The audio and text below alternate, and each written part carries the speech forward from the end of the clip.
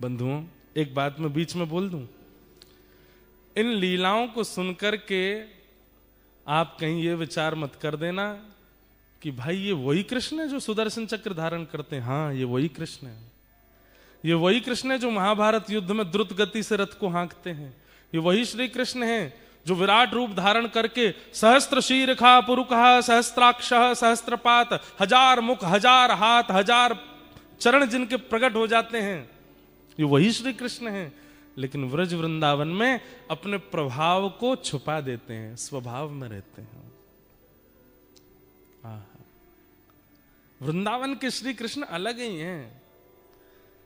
ऐसे डर रहे हैं जैसे मानो श्री जी अगर नहीं रीझी तो मेरा तीनों लोक लुट जाएगा। आज घबरा रहे हैं। ललिता जी कह रही हैं हम तो तभी बताएंगे। बोले कब? बोले पहले विशाखा के चरण दबा के आओ, जाओ। ठाकुर जा रहे, अरे विशाखा तू तो बड़ी अच्छी है। नहीं नहीं, तुम गोबर चोट्टी बोल रहे थे मुझे उस दिन। नहीं ना, आज के बाद लाए बोलूंगा। बोल कहा बोलोगे? अरे तू तो रानी है, तू तो महारानी है। अरे विशाखा तू तो ऐसी है, तेरी भलैया ले लूं।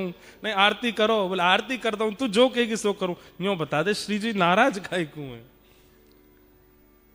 सबरी गोपी अपने अपने काम करवा ले ठाकुर जी थे। अच्छा लाला तो एक काम कर, वो ऊपर गोबर उपला थापिया जा। ठाकुर जी गोबर थाप रहे। अरे तू बता दे बस काय बात ते नाराज है। जब खूब थक जाते हैं ठाकुर जी भी, तब बोले वादना श्री जी ने संकेत कियो, छाक लीला को संकेत कियो।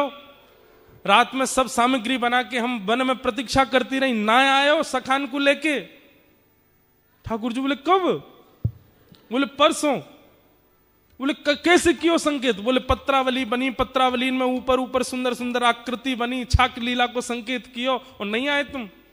अरे मैं तेरी सौगंध खा के कह रहा हूं, अब मेरी सौगंध मत खावे, मोए अभी जीनो है।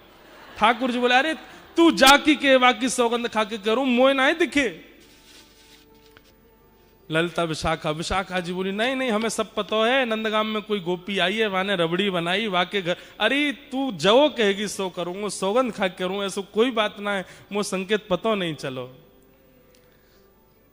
तब ललिता विशाखा बोली अब तो श्री जी को मनावे के काजे कोई योजना करनी पड़ेगी। ठाकुर जी बोले कहां करूं? तभी वन में देखी कि 2 वृक्ष और दोनों वृक्षन से एक बेल निकल करके, एक वृक्ष की बेल निकल के दूसरे वृक्ष पर जा रही है। ऐसी एक डाल है, हमारे ब्रज में आज भी ऐसी डाल हैं, और केवल ब्रज में ऐसी डाल हैं जहां वास्तविक स्वाभाविक झूला बने हुए हैं। ठाकुर जी ने वो जैसे ही देखो, ठाकुर जी बोले अब एक तरीका है। बोले कहा? बोले या कुछ झूला बनाऊंगा। ठाकुर जी ने सुंदर झूला सजायो, वहां पे पाटो लगायो, सुंदर वहां पे एक गद्दा बिछा दियो, वहां पे सुंदर पोशाक धर दी, इत्र आदि लगा दिए, सुंदर तैयारी करके बिल्कुल झूला झुलावे की। श्री जी झूला का एक स्वरूप है, जिनके घर पे है वो जानते होंगे। कितनी भी टेंशन में आप बैठे हो, कितनी भी दिमाग में कुछ भी चले, झूला पे जाके बैठ जाओ, आप बिल्कुल शांत हो जाओगे। जैसे झूला आगे पीछे झोटा लेगा ना, आपका मन अपने आप प्रसन्न हो जाएगा। और या फिर ऐसा कहो, प्रसन्न व्यक्ति ही झूला पे बैठता है। अब प्रसन्न व्यक्ति झूला, उसको कहो झूला पे, अरे मुझे नहीं बैठना, बैठो ना झूले पे। झूले पे वही बैठता है जो प्रसन्न हो। या फिर अप्रसन्न को बैठा दोगे तो उसका जितनी भी अप्रसन्नता है वो चली जाएगी। ये झूले का स्वरूप है। तब झूला तैयार करके तब श्याम सुंदर गए। ऐसो मान नहीं कीजे हठ छोड़िए अली, ऐसो मान नहीं कीजे हठ छोड़िए अली। सब लोग गाओ। ऐसो मान नहीं कीजे हठ छोड़िए अली, ऐसो मान नहीं कीजे हठ छोड़िए अली। तू तो परम सयानी वृष भानु की नली, तू तो परम सयानी वृष भानु की लली। तू तो परम सयानी वृष भानु की नली। तू तो परम सयानी वृष भानु की लली। हे झुक आए बदरा, गिर आए बदरा, झुक आए बदरा गिर आए बदरा। झुक आए बदरा गिर आए बदरा झुक आए बदरा गिर आए बदरा ओ राधे झूलन पधारो गिर आए बदरा राधे झूलन पधारो गिर आए बदरा ओ श्यामा झूलन पधारो गिर आए बदरा श्यामा झूलन पधारो गिर आए बदरा बोलो झूला बिहारी बिहारणी सरकार की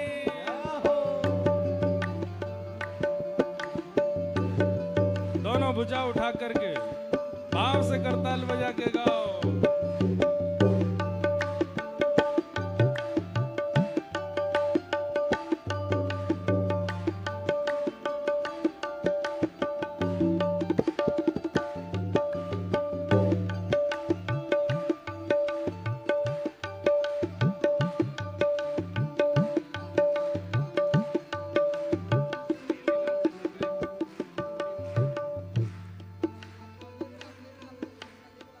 अरे जब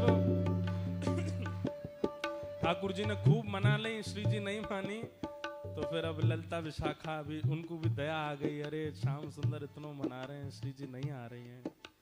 तब ललिता जी जाती हैं और किशोरी जी से कहती हैं, हो तेरो रसिक प्रीतम मग जोवत खड़ो, तेरो रसिक प्रीतम मग जोवत खड़ो ब्रजभाषा है, समझ आ रहा है। ललिता जी कह रही हैं, अरे ये रसिक प्रीतम श्याम सुंदर आपकी बाट निहार रहे हैं। आपको ठाकुर जी दूर जाके झूला के पास बैठ गए। किशोरी जी कह रही हैं कि ठाकुर जी तो कह लो खुद ने बनाया और झूला खुद ही झूल लेंगे।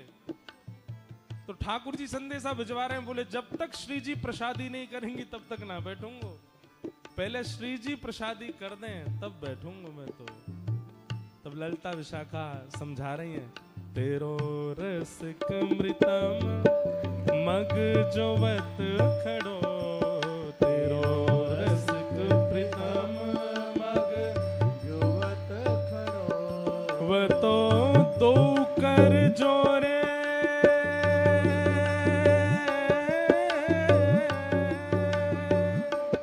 वो तो दो कर जोड़े तेरे चरण पड़ो, वो तो दो कर जोड़े तेरे चरण पड़ो वो तो दो कर जोड़े तेरे चरण पड़ो, वो तो दो कर जोड़े तेरे चरण पड़े झुक आए बदरा गिर आए बदरा, झुक आए बदरा गिर आए बदरा झुक आए बदरा गिर आए बदरा, झुक आए बदरा आओ। गिर आए बदरा हे श्यामा झूलन पधारो गिर आए बदरा, श्यामा झूलन पधारो गिर आए बदरा राधे झूलन पधारो गिर आए बदरा,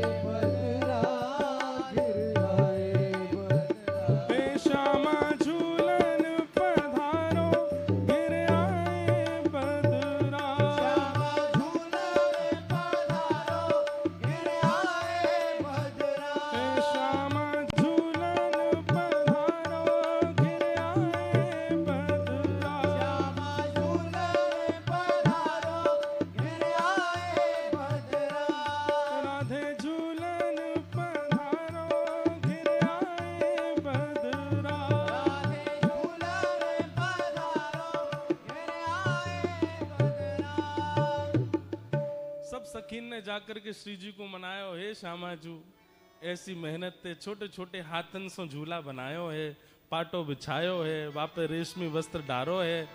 श्याम सुंदर इतना श्रम करके देखो कैसे चढ़ चढ़ के पेड़ पे पूरे झूला की तैयारी कर रहे हैं। ऐसे मत करो, चलो। अंत में श्री जी मान गई। अब श्री जी तो बेचारी हमारी सहज है, नेक में ही मान जाए, मान करें जरूर है लेकिन मान बहुत जल्दी जाए। इतने में किशोरी जी आ गई। अब जैसे ही किशोरी जी आई तब तक ठाकुर जी रिसिया गए। रिसियानो समझे? रिसियानो कहते के रिसियाना एक अलग भाव है। रिसियाना का मतलब ये होता है कि जैसे पहले तो देख लो, हमारी बात मान लो, देख लो, खा लो, देख लो हमने बनाया आपके लिए, प्लीज पालो, देखो हम तुम्हारे लिए ये किया, ये देख लो, ऐसे मत करो। जब फिर भी नहीं मानता सामने वाला तो फिर रिसियाए वाला व्यक्ति जब आप फिर जाओगे तो अब मैं दूंगा नहीं, ये होता है रिसियाना। ये गुस्सा नहीं है, अब नहीं दूंगा। अरे अब हम मान गए, अब तुम चाहे जितने माने हो अब नहीं मिलेगा, पहले देना था। तो ठाकुर जी अब रिसिया गए और जैसे ही ठाकुर जी रिसियाए श्री जी आ गए। अरे कहाँ है श्याम सुंदर? बोला हाँ यहीं थाड़ो। कहाँ? पाटो काई को उठा लियो या मैं तो झूला में तो पट्टा उठा लियो ठाकुर जी ने, वो धर दो ना ना, हमारो झूला, हमारो पाटो, हमारी सजावट, हमारे हाथ से भाई हम ही झूल लेंगे, ले जाओ अपनी श्री जी को। अरे बड़े घर की है, इनको बड़े घर की चाहिए, ले जाओ, हमें हमने। अरे देखो ऐसे मत करो, बड़ी मुश्किल से तो मना के। बोले मोए ना मनानो, ले जाओ, वापस ले जाओ इनको, मैं अकेला ही झूल लूंगा यहाँ पे। तो अब यहाँ पे दूसरा विवाद हो गया। श्री जी और ठाकुर जी दोनों में थोड़ी सी होड़ है गई। तो श्री जी बोली, अब तक तो बोली नहीं, श्री जी बोली मैं तो यहीं पे बैठूंगी और यही पाटे पे बैठूंगी।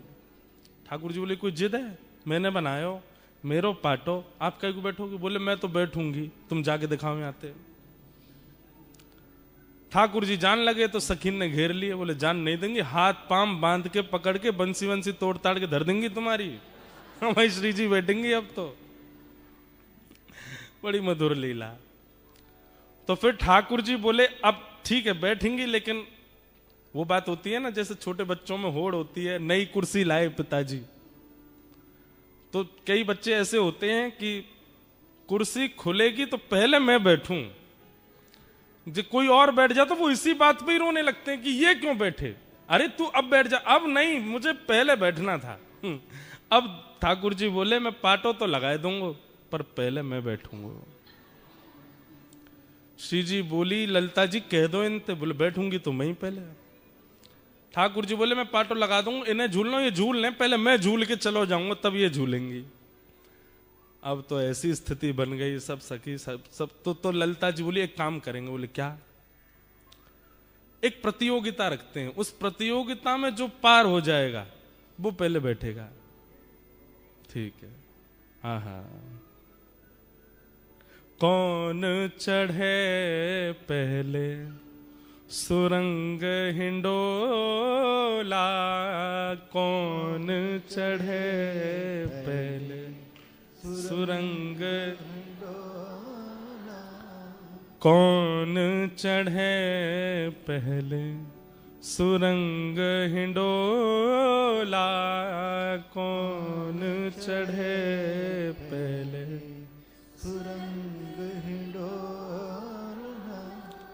सोई करत मनुहार हिये हित, सोई करे मनुहार हिये, रमक देत जोरा जोरा, रमक देत जोरा जोरा। ललिता विशाखा जी बैठ गई एक कोने में जाके। बोले अब आप दोनों कुछ करो जिससे हम रीझेंगी, उसको पहले बैठाएंगे। तो किशोरी जी बोली मैं बाद में करूंगी, पहले इनते करवाओ, ये जो करेंगे उसका काट मैं करूंगी। तो ठाकुर जी बैठ गए तुरंत और कहा करन लगे, गावत राग तान मधुर स्वर गावत राग तान मधुर स्वर गावत राग तान मधुर स्वर गावत राग तान मधुर स्वर। और कैसा गा रहे हैं? कोटि काम चित चोरा। ये श्री हरिराय महाप्रभु जी का पद है। उनकी छाप पदों में होती है रसिक प्रीतम। एक पद हम गाते हैं कथा में, तलेटी गोवर्धन की रहिए नित्य प्रति मदन गोपाल लाल के चरण कमल चित लइए तन पुलकित ब्रज रज में लोटत गोविंद कुंड में रहिए रसिक प्रीतम हित चित की बातें श्री गिरधारी जी सो कहिए। एक दूसरा पद हम गाते हैं, नैनन में ही राखूं पिया तो है तुमरी एक रोम की छवि पर जगत वार सब लाखूं रसिक प्रीतम संगम की बातें काहू सो नहीं भाकूं। ऐसे ही हम जब पद लिखते हैं ना, हमारे लाल जी जब कोई अनुग्रह करवाते हैं, एक लीला सुनाएंगे जो लाल जी ने प्रकट करी है, गिरधर लाल जी ने। तो गिरधर लाल जी के जो पद होंगे उनमें छाप होगी गिरधर, अंतिम शब्दों में लिखा आएगा गिरधर। तो समझ जाना कि ये लाल जी का पद है, गिरधर लाल जी का पद है। एक सुनाऊंगा लीला। तो श्री रसिक प्रीतम जी हरिराय महाप्रभु जी वल्लभ संप्रदाय वल्लभ कुल में आप आचार्य हुए, और आपका ये पद है। कह रहे हैं, बोले ठाकुर जी गायन करने लगे, और बोले सामान्य नहीं गा रहे हैं, बोले ऐसा गायन कर रहे हैं, ऐसा गायन कर रहे हैं कि कोटि कोटि काम कंदर्प दर्प दलन करने वाले लग रहे हैं ठाकुर जी। ललिता विशाखा तो मोहित हो गई ठाकुर जी पे। ऐसे ऐसे तान लेवे, ऐसे ऐसे गावे, ऐसे ऐसे मधुर स्वर कान पे हाथ धर के लगावे। ललिता जी तो सुध बुध खो करके और ठाकुर जी के पक्ष में ही जा रही हैं। पाटा लेके बैठी हैं दोनों, तो जिसको पाटा देंगे वो पहले बैठेगा। ललिता जी तो बिल्कुल तैयार है गई, बोले मैं तो इन्हीं को पाटो दूंगी। कैसे गा रहे हैं, देखो कितना मधुर है इनको स्वर। इतने में श्री जी ने आंख दिखाई, बोले माया जाल है, फंसना नहीं है इसमें, अभी हमारी बारी तो आने दे। गा रहे हैं ठाकुर जी। एक वार्ता आती है कि हमारे ब्रज के अष्ट सखाओं में एक सखा हुए श्री गोविंद दास। तो गोविंद दास जी एक बार गा रहे थे, और गाते गाते गाते गाते सामने गुसाई जी बैठ के सुन रहे थे। तो गोविंद दास गाते गाते गाते गाते ऐसे करें, ढंग से गाओ, ऐसे नहीं करो, चलो प्रेम से गाओ। तो सामने बैठे गुसाई जी बोले किसको डांट रहे हैं, ये बगल में कोई बैठा तो है नहीं, लाला ऐसे नहीं ऐसे गाओ। तो फिर गुसाई जी पूछ पड़े, हे गोविंदा तुम किससे बात कर रहे हो? तो गोविंदास जी बोले, गुसाई जी आपके मंदिर को लाला है, मैं जब जब गाऊं निकर के आ जाए, मेरे बगल में आके बैठ जाए, और फिर कान पे हाथ धर के मेरे पीछे पीछे गावे, लेकिन बड़ा उद्यमी है, मैं जैसो स्वर लगाऊं वहां में एक स्वर अपनो लगा के गावे। तो समझा रहा हूं लाला ऐसे मत गावे। तो गोविंदास की बात सुनकर के गुसाई जी के नेत्र सजल हो गए। बोले ठाकुर जी बैठे हैं? बोले हाँ। कैसे गा रहे हैं? बोले ऐसे गा रहे हैं। बोले मुझे दिखाई नहीं दे रहे ठाकुर जी। अरे रुको मैं कहूं इनते अभी नहीं नहीं नहीं, उनको संकोच मत कराओ, वो सहज हैं, उनको जैसे सहज है बैठने दो, मेरी वजह से उनको संकुचित मत करो। पर मुझे बस इतना बताओ, ठाकुर जी गाते हैं तो उनका स्वर कानों को कैसा लगता है?